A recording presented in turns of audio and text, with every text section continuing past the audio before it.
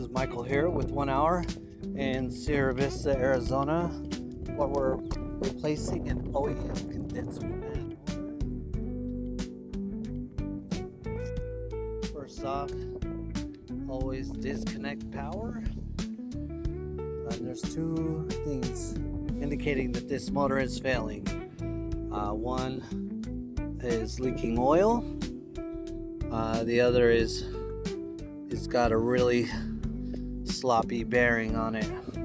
As you can see, we got the new one here, and it doesn't have the play that the other one does.